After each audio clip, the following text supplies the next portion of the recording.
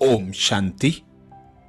हम मनन कर रहे हैं अव्यक्त वतन से आए विशेष भोग संदेशों का, जिसमें बाबा ने हम बच्चों को आप समान संपूर्ण संपन्न बनाने के लिए, विघ्न व परिस्थितियों पर विजय प्राप्त कराने के लिए अनेक इशारे दिए। ऐसे ही एक भोग संदेश में संदेशी जी कहती, आज अमृत बेला आप सबकी याद प्यार लेकर वतन में पहुंची तो सदा के मुआफिक आज भी बाबा सामने खड़े थे और दूर से ही अपने अमूल्य बाहों के हार और स्नेही मुख के सुनहरे शब्दों द्वारा बोले, आओ मेरी मस्तक मणि बच्ची आओ। बाप के बस यह आलाप सुनते सुनते शक्ति के सागर में समाई हुई सम्मुख पहुंच गई और रूहानी स्नेह में बाहों में लवलीन हो गई। कुछ समय के बाद बाबा बोले, बच्ची आज किसकी याद लाई हो? मैं बोली, बाबा आपके पास तो पहले ही आज की विशेष टीचर्स बहनें और सेवाधारी पांडवों की याद पहुंच ही गई होगी। बाबा बोले, देखो सिर्फ याद नहीं पहुंची है, लेकिन सब मेरे विश्व सेवा के सहयोगी साथी मणियां बन बाबा के गले का हार बन बाप में समाये हुए हैं। यह सुनते मैंने देखा बाप दादा के गले में सब मणियां रंग बिरंगी लाइट से चमक रही थी। यह दृश्य भी देखने वाला था। बाबा भी एक एक मणि को बहुत मीठी मीठी दृष्टि से देख रहे थे। फिर बाबा बोले, बाप दादा इन सभी बच्चों की हिम्मत को देख खुश हैं, जो सबने संकल्प किया है कि अब तो स्व परिवर्तन द्वारा बाप को प्रत्यक्ष करना ही है। बाप दादा हर बच्चे के इस संकल्प पर पदम गुणा मदद के लिए साथी हैं।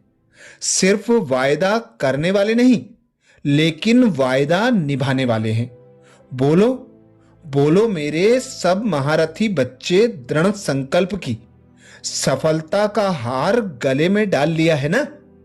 यही संकल्प है ना कि अब तो करना ही है, सर्व शक्तियों को कार्य में लगाना ही है, समान बनना ही है।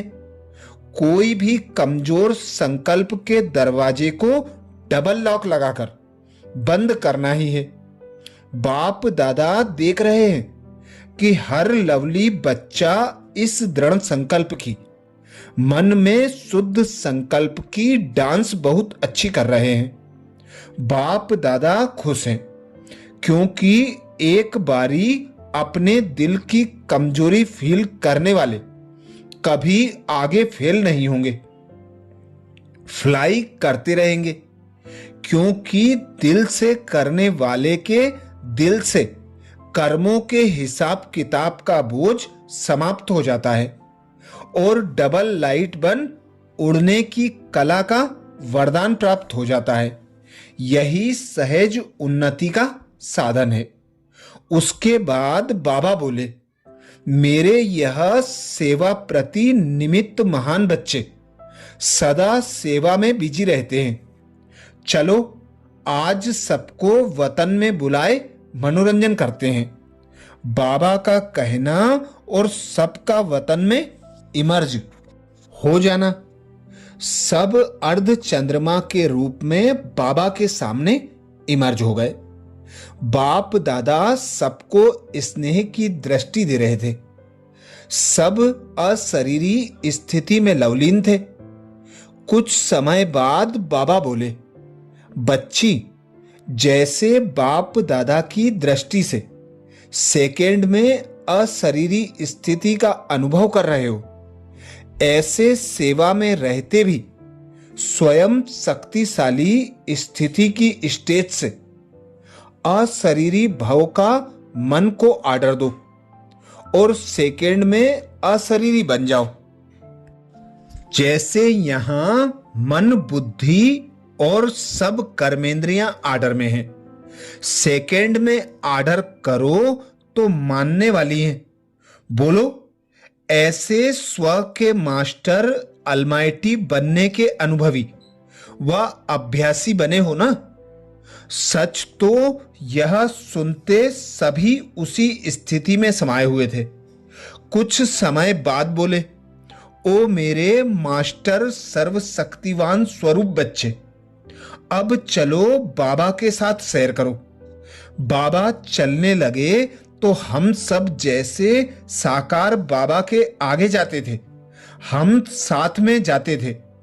ऐसे बाबा आगे आगे थे तो अचानक क्या देखा? हम जैसे आगे चले तो हमारी विशेष पूर्वज आत्माएं भी सामने खड़ी थी। बाबा को सामने आते देख बहुत स्नेह से सभी नजदीक आ गए। हमारी दीदी और दादियां भी नजदीक आते दोनों बाहों में समा गईं। हमको साकार वतन का दृश्य याद आ रहा था। हम सबको भी दोनों ने दृष्टि दी तो बाबा दीदी को बोले, दीदी आप इन सेवा की लगन में मगन रहने वालों को आज अपने हाथ से सौगात दो। दीदी दादी को देख मुस्कुरा रही थी। फिर बाबा बोले, चलो तो बगीचे में चलें। हम सब बगीचे में पहुंच गए और सब बैठ गए। हमारे साथ हमारे सभी पूर्वज भी बाबा के आसपास बैठ गए। एक दो को देख सब ऐसे मुस्कुरा रहे थे जैसे हरेक एक दो को देख बहुत बहुत लवलीन रूप से मिल रहे थे। फिर बाबा बोले, दीदी दादी अब आप अपनी ड्यूटी निभाओ। इतने में देखा कि दादी ने कहा, सब खड़े हो जाओ। दादी के हाथ से भिन्न भिन्न लाइट्स की किरणें निकल रही थी। दादी ने सबकी तरफ वह लाइट्स डाली तो भिन्न भिन्न रंगों के हीरे बन गए और सबके पास वह हीरे पहुंच रहे थे। उससे क्या हुआ? ऐसे लग रहा था जैसे सभी ने हीरो की चमकीली ड्रेस पहनी है। सब बहुत रमणीक मुस्कुराने का अनुभव कर रहे थे और दादी दीदी भी बहुत रमणीक रूप से सबको देख मीठा मुस्कुरा रहे थे। फिर बाबा बोले, अच्छा बच्ची, अब सदा फरिश्ते के ड्रेसधारी बन। सर्व को शक्तियों की सकाश देते रहना। ऐसे कहते दादी दीदी और सर्व आए हुए पूर्वजों को बाबा ने बहुत दिल का दुलार देते विदाई दी और हम सबको भी अपनी दृष्टि में समाते हुए अपने में समा दिया और हम सब अपने स्थूल वतन में पहुंच गए। अच्छा, ये विशेष भोग संदेश 12 अप्रैल 2010 का था, जिसमें बाप दादा ने विशेष इशारा दिया। शक्तिशाली स्थिति की स्टेज से अशरीरी भाव का मन को आर्डर दो और सेकंड में अशरीरी बन जाओ।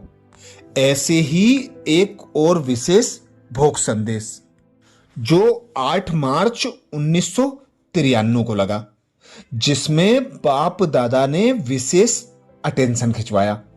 संतुष्ट रहो और संतुष्ट करो।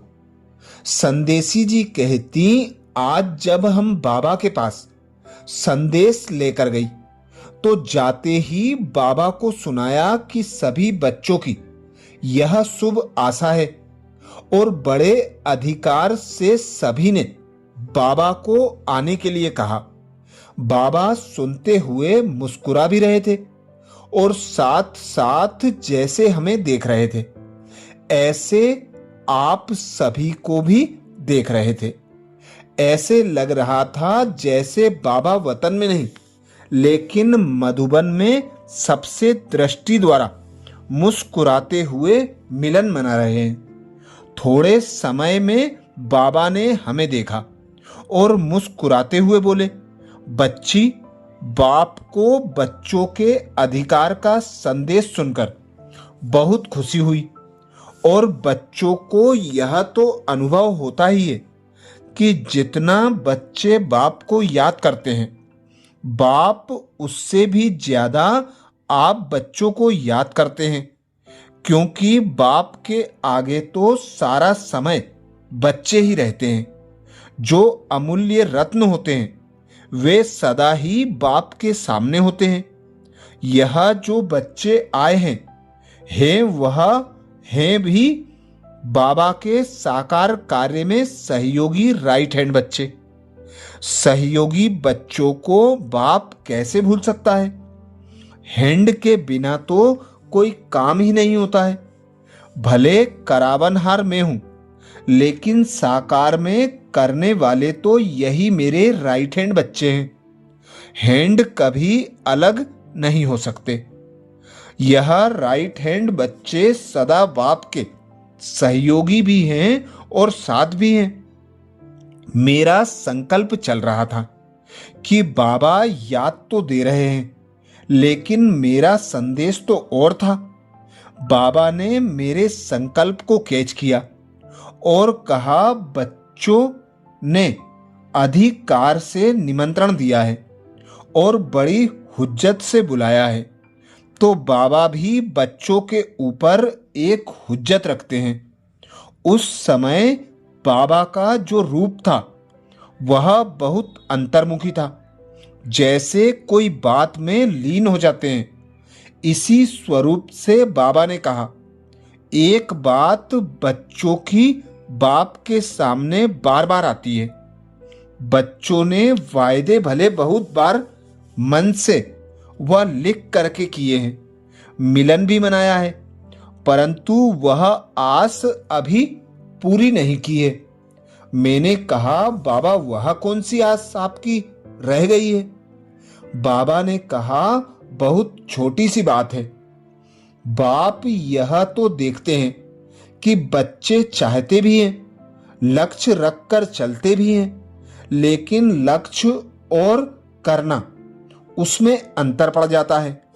बाबा यही चाहते हैं कि कोई भी कारण को निवारण करते हुए सभी बच्चे स्वयं सदा संतुष्ट रहें और दूसरों को जो सहयोगी हैं उन्हों को भी संतुष्ट करते हुए चलें। बाबा का भाव यही था कि कारण नहीं बताए, कारण को निवारण करते हुए स्वयं भी संतुष्ट रहें और औरों को भी संतुष्ट रखें। बाबा ने कहा, बाप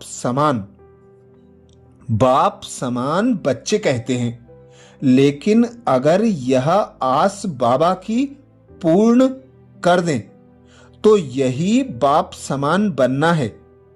तो हम तो सुनते सुनते मुस्कुरा ही रही थी।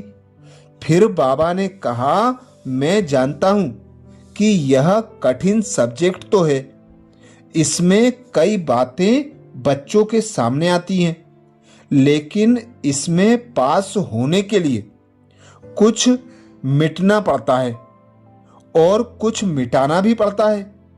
इसी पुरुषार्थ में सफल हो जाएंगे। बाबा की आस को पूर्ण करने के लिए सिर्फ यह दृढ़ प्रतिज्ञा करो, अगर मुझे इसके लिए कोई भी सर्विस का चांस भी छोड़ना पड़े या नाम और शान भी छोड़ना पड़े तो मैं छोड़ूंगी, लेकिन इस व्रत को नहीं छोड़ूंगी। जब इतना दृढ़ संकल्प करेंगे तब आप यह बाबा की आस पूर्ण कर सकेंगे। तो बाबा चाहते हैं बच्चे इस थोड़ी सी कठिन सब्जेक्ट में पास होकर दिखाएं। इसमें पास होना यही निशानी है पास विद ऑनर बनने की, और सदा बाबा के पास व साथ रहने का यही साधन है। तो पास होना है, पास करना है और पास रहना है। तो बाबा बच्चों को ऑफर करते हैं कि अव्यक्त वर्ष में अभी और 6 मास बाकी हैं, उसमें ऐसा करके दिखाओ जैसे सेवा का कोई भी विशेष कार्य होता है, तो समझते हो कि हमारा भी इसमें सहयोग हो, हमारा भी नाम हो तो बहुत अच्छा। ऐसे इसके लिए भी 6 मास का लक्ष्य रखो कि मुझे इसमें संतुष्ट रहने और संतुष्ट करने में नंबर आगे लेना है। तो जो बच्चे इस बात में पास होंगे, ऐसे पास बच्चों से मिलने बाबा आएंगे, मिलेंगे, हंसेंगे, हंसाएंगे, पिकनिक करेंगे। लेकिन बाबा 6 मास इसकी रिजल्ट देखना चाहते हैं। मैंने कहा, बाबा यह तो आपको बड़ा काम दे दिया है। बाबा ने कहा, बड़ी बात क्या है, यह तो होना ही है। अव्यक्त वर्ष मनाना माना ही बाप समान बनना है, और बाप समान बनने का अर्थ ही है कि बाबा की यह आस पूर्ण करके दिखाना है। बच्चों ने हुज्जत व अधिकार रखा है, तो बाबा ना करने नहीं चाहते, क्योंकि बाबा को अपने से भी ज्यादा बच्चों का स्नेह, रिगार्ड बहुत है। लेकिन जैसे बच्चों ने हुज्जत रखी है, ऐसे बाप भी हुज्जत रखते हैं। फिर बाबा ने कहा, बच्चों को यह रिजल्ट देखनी चाहिए कि जितना समय बीत चुका, इतने समय में स्वयं की रिजल्ट और सेवा की रिजल्ट दोनों में आपने अपने से व सेवा से संतुष्ट हैं। बाबा ने तो मुरली में बच्चों को बार बार इशारा दिया है कि 9 लाख सतयुग की पहली स्थापना की जो संख्या है, उसे पूरा करना है। इसके लिए सेवा में और स्वयं में कितना कुछ करना है। फिर बाबा ने हमसे ज्ञान सरोवर का समाचार पूछा। मुझे जितना मालूम था उतना सुनाया। बाबा ने कहा, जब भी कोई कार्य शुरू करते हो तो पहले ब्रह्मा बाबा का विशेष स्लोगन सदा याद रखो, कम खर्च वाला नसीन। दूसरा, बाबा ने ओम शांति भवन के हाल को याद किया और कहा कि बाबा यह ओम शांति भवन का हाल देखकर बहुत खुश होते हैं, और सभी खुश होते हैं, क्योंकि यह जितना ही सिंपल है उतना ही ब्यूटीफुल है। कुछ भी बनाओ उसमें लक्ष्य रखो कि सिंपल भी हो और ब्यूटीफुल भी हो, प्यारा भी हो तो न्यारा भी हो। यह 2 बातें ध्यान में रखते हुए काम करना। उसके बाद बाबा ने सभी के प्रति याद प्यार दिया और कहा, सदा सहयोगी और सदा साथ रहने वाले विशेष बच्चों को एक एक को 1-2 से ज्यादा याद प्यार देना। अच्छा, ये विशेष भोग संदेश 8 अप्रैल 1993 का था, जिसमें बाबा ने विशेष अटेंशन खिंचवाया, संतुष्ट रहो और संतुष्ट करो। अच्छा, ओम शांति। ऐसे ही और विशेष भोग संदेशों के लिए बाबा के चैनल को सब्सक्राइब करें। ओम शांति।